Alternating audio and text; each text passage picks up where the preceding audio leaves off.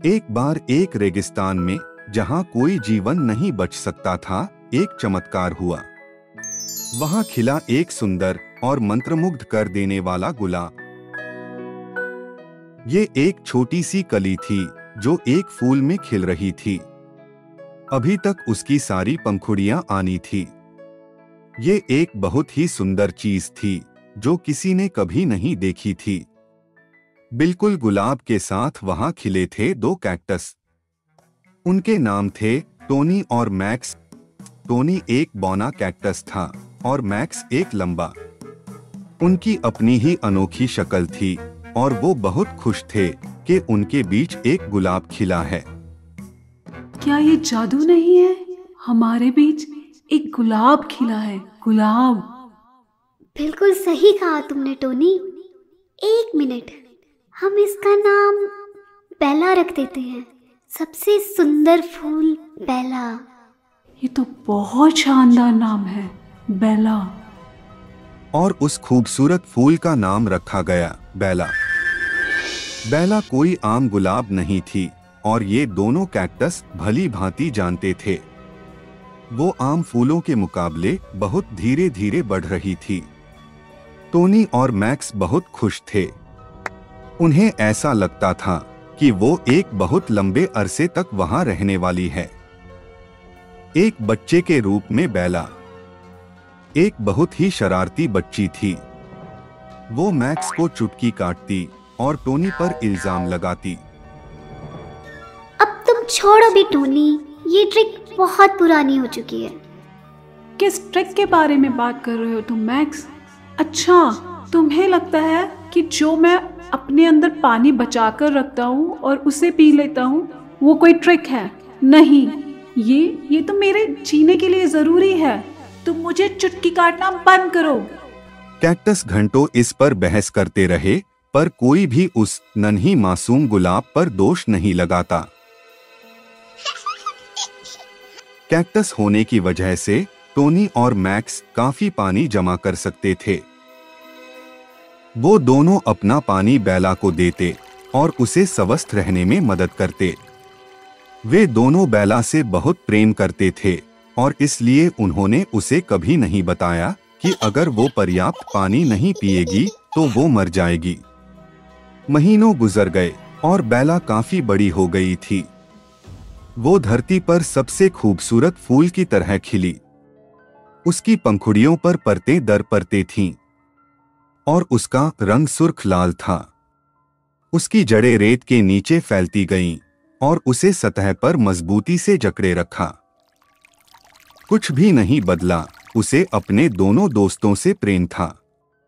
महीनों गुजर गए और फिर एक दिन रेगिस्तान में एक मेहमान आया। वो एक सैलानी था जो ऊंट पर सवार था। क्या? एक गुलाब रेगिस्तान में?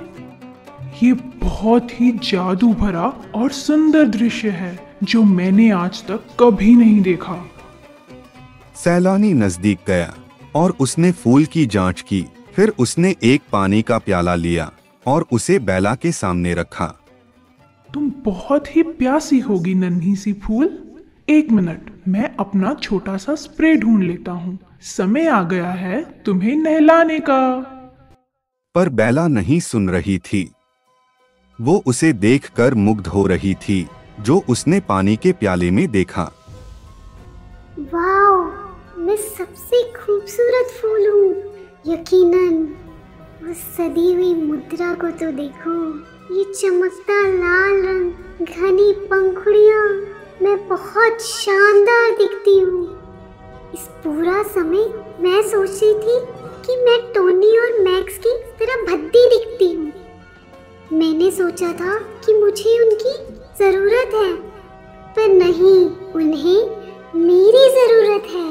वो मेरी वजह से आकर्षक दिखते हैं। सैलानी को अपना स्प्रे मिल गया और उसने पानी की बूंदें बेला पर छिड़की। उन बूंदों ने बेला को और भी मैजिकल बना दिया। वाह, ये फूल कितना सुंदर है। ओह, शुक्रिया अजनबी।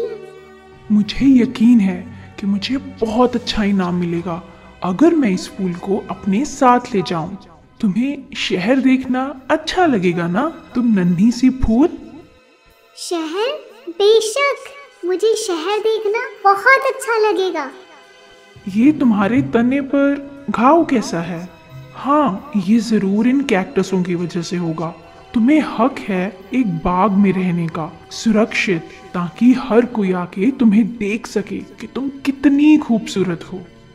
सैलानी को ये पता नहीं था कि वो घाव इसलिए लगा था क्योंकि बेला को झुकना पड़ता टोनी से पानी पीने के लिए। उसे ये भी नहीं पता था कि यदि उसे जड़ से उखाड़ दिया तो वो बचेगी या नहीं। पर दोनों कैक्टस ये जानते थे कि शहर बहुत दूर है। वो इस कठोर रेगिस्तान की लंबी यात्रा शायद सह ना सके।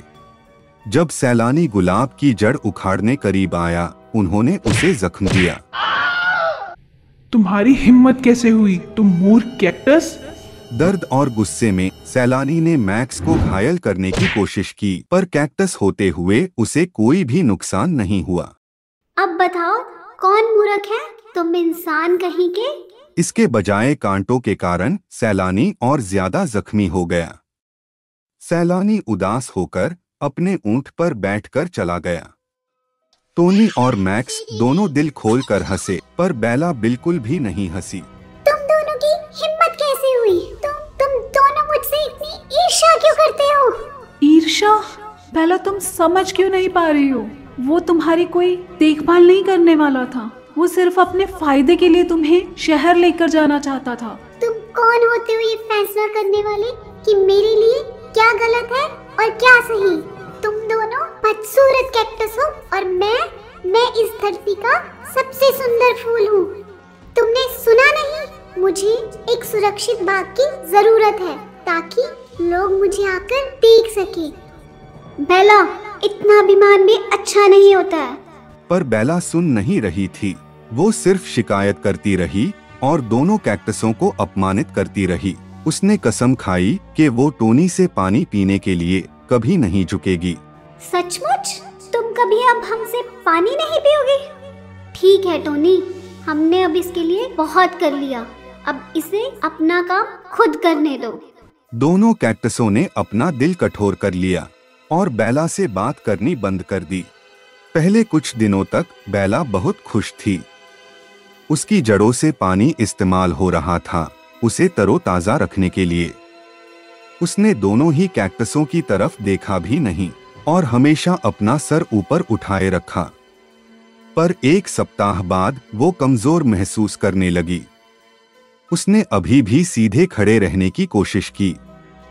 वो अपनी कमजोरी कैक्टसों को नहीं दिखाना चाहती थी, पर अब उसकी जड़ों का सारा पानी इस्तेमाल होता जा रहा था। उसके अंदरूनी हिस्से नाकाम होने लगे और वो हांफने लगी।